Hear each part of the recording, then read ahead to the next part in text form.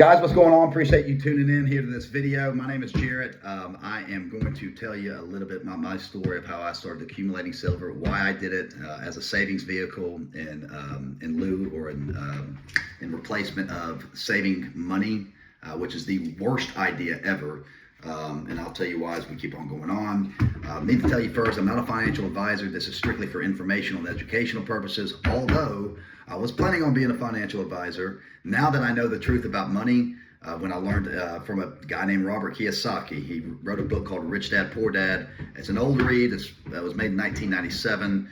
He's written several books since then. I highly recommend you read his book, Fake Money, Fake Assets, and Fake Teachers. It basically tells you the truth about what's really going on, and not what you're going to learn in school, and not what your parents or older generations are going to tell you. Quite frankly, what most people are still practicing, and it makes no sense to me. Anyway, so I started saving silver about 7 years ago because this is supposed to be a hedge against inflation. So a lot of people have never seen silver. So this is silver right here, guys. All right. So I have an accumulation of several things, all right? Coins, these are American Eagles. This is actually minted by the U.S. government, and 10-ounce silver bars. Now, I'll tell you by the end of this video, cheaper alternatives that can serve the same purpose, okay? Now, a lot of people will talk about investing in silver. I don't consider this an investment. I consider it a savings vehicle. To me, invest equals risk, equals gambling. And so, if I'm going to invest in something, I'm taking a risk, a higher risk, in the hopes that I'm going to get a higher return. This was never intended. This was my savings account, and my savings account quadrupled. I mean, it at least tripled, if not quadrupled. It's gone down a little bit today, but to give you some perspective on this, I'm going to just give y'all some numbers here real quick. This is insane, guys. So 50 years ago, I'm gonna go ahead and give dollars and pesos, give you the conversion of that as well, so you can see, guys, if you are using Filipino pesos, you'll see how worthless, even more worthless than the U.S. dollar is compared to the peso. So 50 years ago, one of these, okay, 1 ounce was worth $4.18. All right. The conversion, $1 equaled $7.07 pesos. All right. So the equivalent was worth about 30 pesos. Okay. 10 years ago, it's about $14. The conversion rate went from $1 equals 7 pesos to $1 equals 47 pesos. The value of the peso just went to crap. This right here was worth about 647 pesos. 5 years ago, let's see, because I think I'm right on this. Just want to double check. It got a little bit better here. 5 years ago, silver was worth, this right here was worth about $26, $27 an ounce. The equivalent of dollars to, or the conversion from dollars to pesos was 48. So $1 equals 48 pesos. And so this was worth about 1,300 pesos 5 years ago. Last year, this was worth about $29, all right? The exchange rate got even worse for pesos. It was $1 equals 56 pesos. So this was worth about 1,600, a little over 1,600 pesos. Today, again, I don't know why they're giving me, no, this is correct. It's actually giving me the correct price. The current spot price for this, spot just meaning it's the universal price around the world. It's non-negotiable. The only thing that you're going to pay differently from person to person or from place to place is going to be what's known as premium. It's what they charge on top of that. That's how they make money, right? Otherwise, they wouldn't make any money selling it to you the same price they bought it. So this 1 ounce was worth $75. The conversion of the peso, from the dollar to the peso, was roughly 59. That's what it is today, about 58, 59 pesos for every dollar. This now is worth 4,425, and it actually was higher than that. 4,429 pesos. So let me just recap on that, okay? 1975, $4, 30 pesos. Today, $75, 4,400 pesos, a little bit more, okay? So silver went from a few dollars an ounce decades ago to what it is today. Okay, it's absolutely nuts. Now, why does silver have demand? 2 reasons. Number one, there's a fixed supply. Okay, God makes it. You can't manufacture it. It was here before we were here. It'll be here when we're dead. Okay. Second thing is, and this is important to know, unlike gold, this is an industrial metal. All right, it has a real world use for anything that's electric. That would be your electronics, your solar panels, medical equipment, your automobile, even war. Some of the missiles are made with that. Some of the chemical catalysts in manufacturing as well. So it's not just a precious metal, it's used for various reasons, okay?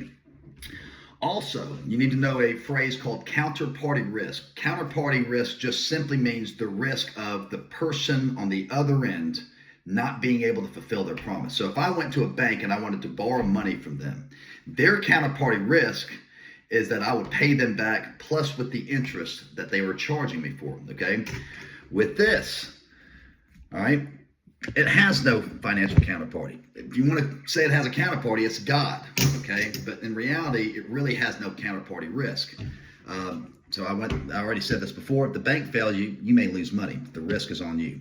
If you buy a bond, which is simply nothing more than an instrument of debt, it is an IOU, an obligation to repay. The issuer may not pay you back, okay? Cryptocurrency is all the rave, okay? You lose your keys. You don't have a counterparty. You just lose them. And depending on the exchange, for anybody who knows anything about FTX or Sam Bankman-Fried, that guy's in prison for the rest of his life because he was running essentially a Ponzi scheme through his exchange. And so you were buying these things thinking they actually had the value. They didn't even have the asset that you thought you were buying. So when you went back to sell it to get money, eventually they found out there was no money there. And what's ironic too is kind of off the beaten path. I'm investing in something called Internet Computer Protocol, which is a cryptocurrency. You may have seen me talk about it. To me, it's going to be it's either going to be revolutionary, it's going to be a bust. But Sam Bankman-Fried, I call him Sam Bankman-Fraud, he actually was betting against that and driving the price down. It went from $750 to today it's around $3, and I think it's the greatest value in terms of a risk. But again, this is not a risk to me. This is a savings product. Anything that involves risk as an investment is just that. It's an investment. So let me give you a little bit of history about what happened, guys. All right. So to understand why this is so valuable, you got to go back a little bit. So I'm going to be talking a little bit about U.S. history, but because of the dollar bill being the reserve currency, world reserve around the world, every single currency is backed. I'm sorry, not backed, but it depends on the dollar bill. All right. Here's why that was all right. 1933 and 1934, we had something called the Act to End the Depression. Okay, so an executive order was made to basically force people to give up their wealth in gold and give it to the country. The idea was, hey, look, we're broke. Everybody's broke. You need the government to help you out. We need something to help you, to help us help you. Okay, now if you believe anything the government says to help you, good for you. I don't trust them as far as I can throw them, guys. So, but anyway, that's what they did. They suppressed the price. They got it all. They got all the gold or as much as they could, and then the price jacked up. So you lost on the opportunity of it appreciating because they had it. Then in 1944, we had something called the Bretton Woods Agreement. This was post-World War II, all right? Devastating. Lots of lives lost, devastation economically, just a horrible thing. So the U.S. government said, hey, all these currencies are going to be backed by our currency, but it's okay because it's backed by gold. It was as good as gold, okay? So literally, before 1933, your dollar bill would say redeemable in gold. Today, I think if I got a dollar bill, no, I sure don't. It says that it is legal tender for all debts, public and private. In other words, it is backed by treasury bonds. You have the Federal Reserve Bank, which is the entity that prints our money. And then you have the Department of Treasury, which essentially buys or exchanges that for government bonds. Okay, so they exchange money for debt. Okay, which means money is backed by debt. So when people say I want to get out of debt, they are literally saying I want to get out of money. Makes no sense to me. Okay, if they understand that, then they're contradicting themselves. But anyway, in 1944, we'd say, hey, our money's good as gold. Okay. That all changed in 1971 when Richard Nixon got on television in the middle of Bonanza, an old TV show, and said, hey guys, you know that promise we made to our people and to around the world? Yeah, we're backing off on that. We lied. Now what we're going to do is we're going to back it on the full faith and credit in the United States government. Now, if you want to trust your government or the U.S. government, my hat's off to you. I think you're absolutely nuts. Matter of fact, my rule of thumb is whatever they tell you they're going to do for you and not for themselves, all right, they're going to do the opposite, okay? It's always been that way. So anyway, that's the history of all that, right? Why do I say all that? Because when that happened, they could print as much money as they wanted to. You can't fake this, okay? This is real. That stuff you work for is toilet paper. It's trash, all right? Make it, all right? Spend it if you want to. Don't save it. Find a way to take fake money that you work for and invest in something. I hear that, said it again. Save in something like this, all right? Now, there are three things that affect our dollar or the currencies, all right? One is policy, all right? So they're shaped by decisions that are made from the governments and the central banks. Another one is credit. So most money in the economy is created when banks make loans, which, if you can keep it up with the news, I think they have a net loss of $2 trillion a year between what they owe and what they have to print to offset it. They're still losing every single time. And so guess who's paying for it? You are, because companies are raising prices on everything to offset that. Last thing is it's expansionary. What I mean by that is they push more money and credit to the system, which is inflation, to stimulate spending, all right? Problem is the only solution we have to inflation is more inflation, all right? It can go on to infinity. So we talked already about who controls interest rates and the money supply. Federal Reserve controls interest rates and the liquidity. They set the benchmarks for that. So they determine basically the availability of whether you can get a loan for something, all right? They set that up. The Treasury, they manage the government finances, taxes, and spending. They work with the Fed, but they don't really set policy rates, okay? That's put on this central bank. And by the way, Federal Reserve Bank is about as federal as Federal Express. It's not owned by the government. It's a thing that most people don't know. It's actually a private bank that was created in 1913. All right, we had I think it was called the Federal Reserve Act in 1913. It was passed by law. Matter of fact, it was passed I think on Christmas Eve. When most people were home with their families, they had to have a majority vote to turn this bill into law. And most people, because it was kept a secret, because they wanted to be able to pass this through Congress, they weren't even there to vote on it. So that's how it even came to existence in 1913. All right. There is a document called Modern Money Mechanics. All right. It is what is now created in lieu of the gold standard, what is known as the fractional reserve basics. Okay. This is what's so crazy. So banks are only required to keep about 10% of any loan that they get to be able to justify, in accordance with also the demand, to justify printing new money. Okay, now you would think that 10%, let's just say it's $10 billion, you would think that 10% would literally be coming out of the 10 billion, right? It would leave you 9. That's not the case. What they do is they actually take that $9 billion or pesos, whatever it is, and they add it on top of the original 10. That's how the money supply is expanded. If you and I did that, man, we would go to prison for life for counterfeiting. All right, it's absolutely nuts. So just a simple way to explain it: banks create money through lending, which expands the money people hold, which is why you'll never be able to overcome that by working longer hours, saving more money. It's not going to happen. All right, so.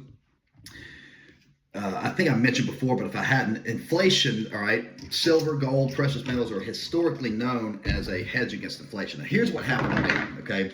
So I had noticed that prices were going up on everything, okay? I remember being in college and having to wait in line because they said that they were, I think the price of gas, I forgot what it was, but it was going through the roof, okay? Prices everywhere were going. This thing wasn't, and it made no sense to me because I knew not only was it a metal of in industry, that it was used in industry, but that it was a hedge against inflation, and it wasn't going up with it.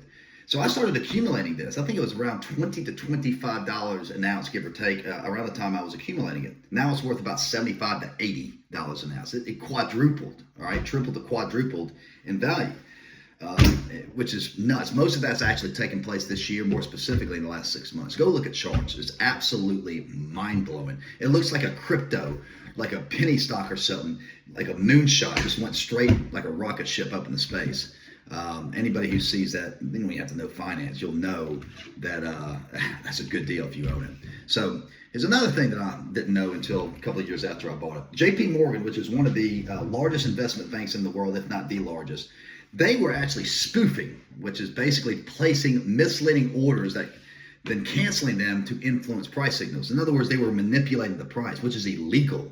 All right, you cannot manipulate something like that, especially an investment bank. That's absurd. So regulators, they resolved the case by basically fining them $920 million, which is nothing for an investment bank. They got a slap on the wrist. All right. So basically, this was about illegal trading tactics, not a statement that everything is controlled. All right. I just want to make that clear. There's some silver over here. So cash is great in the sense that it's liquid. In other words, anybody will take it. Okay. If the credit card processing machine goes down in your gas station, you can still give them cash and walk out the door, right? So it's good in that sense. But it is a liability to the banks. And what I mean by that is that, in essence, all right, I don't want to be, this is not completely accurate, but back in 2008, when it was getting so bad, and it's sort of happening here, banks started charging you interest. They started charging you interest on top of the tax that the government was already taking off the interest you were making. They were charging you. They're charging you to deposit money because they made too much of it. They don't want your money. They make the money and they don't want it. That's what you should understand about that. When somebody doesn't even like their own product, you shouldn't be buying what they're selling. Okay, they're putting these things on they're purchasing this themselves. Okay, and they're trying to dump that cash on you and tell you, hey man, have faith and credit in us. We'll take care of you. That's absolute garbage. Okay, so back in 2008 to 2010, Treasury bonds, right? You would buy a bond, they would give it back to you with interest, almost like you were a bank. They had negative yields, meaning that if you were to lend money out, you were going to get less, not more back than what you gave them. It's completely counterintuitive and counterproductive to anything that makes sense involving lending. Imagine giving the bank giving you a loan and you owed them less. It would never happen, but that's exactly what was happening. So in short, guys, I just wanted to state this because I think I've said this a million times, I've never intended for this to be an investment, and yet it has gone up 145%. It is still, in my opinion, undervalued because, again, of the utility, not just because of the expansion of money. Gold has probably met what I would consider to be fair market value, okay? Silver has not, in my opinion. But a lot of people can't afford silver. I couldn't afford gold. But silver is still relatively expensive for some people, even though there's a lot of people here that will say they can't afford it, but then they go buy, go buy a nice dinner, okay? So it's, a lot of times it's just a bunch of bull. But let me go ahead and tell you some other things that you can purchase that are a heck of a lot cheaper. So this is an ounce, okay, roughly. You can actually buy them in grams, 1 gram, 5 gram, 10 grams, a tenth of an ounce. So you can actually buy in lower denominations, okay? You don't need full ounces to start saving this stuff, guys. Some other metals that you can purchase as well. Copper, widely used in infrastructure and electronics. Aluminum, which is for transport and construction. Nickel, which are in all your batteries, and zinc, which is for steel production and infrastructure, okay? They're not silver, but they're still useful, okay? They still have utility. They still have purpose, all right? So they have value, and as long as there's a demand for it, there's going to be a value for it. If that demand continues to go higher as we start using more and more resources, that price should go up. The value of it should go up. Other things, guys. I mean, you can invest or save in things like transport, bicycles. All right. You can save in things like drills, grinders, screw sets. One of my favorites, all right, that I've heard somebody talk about is livestock, cattle. I actually heard this from Robert Kiyosaki, who is sort of my mentor. I'm an advocate of his. He buys cows, okay? He buys Wagyu cows. He doesn't sell the cow because he was like, once I sell the cow, I don't have the cow anymore. He sells semen. He sells cow semen. All right. So he keeps the cows, he reproduces the cows, he scales his cows, and he sells the semen. And since his cows are Wagyu cows, all right, which produces the greatest meat in the world, he sells the semen. So he can get money from something that continues to be made as long as that cow can continue to produce semen. All right, crazy stuff, but it's true. So other things, durable essentials that will reduce future spending. That would be water filters, solar panels, long-lasting household supplies, okay? So basically, some things can help you to spend less in the future, and that protects your budget too, okay? So make your money, work hard for it if you have to, but the goal should ultimately be to take that money and to save it into something that's going to at least hold your value, if not appreciate over time. All right. So that's really a short video, guys, of what I've got. Short video. It's about 20 minutes long. But just know that what you do with your money is your decision. But in my opinion, it is the stupidest thing in the world to save money. Okay. Cash is trash. It's toilet paper. Save this. Save things that are real, guys. Hope this has been helpful. Y'all take care. Have a good day.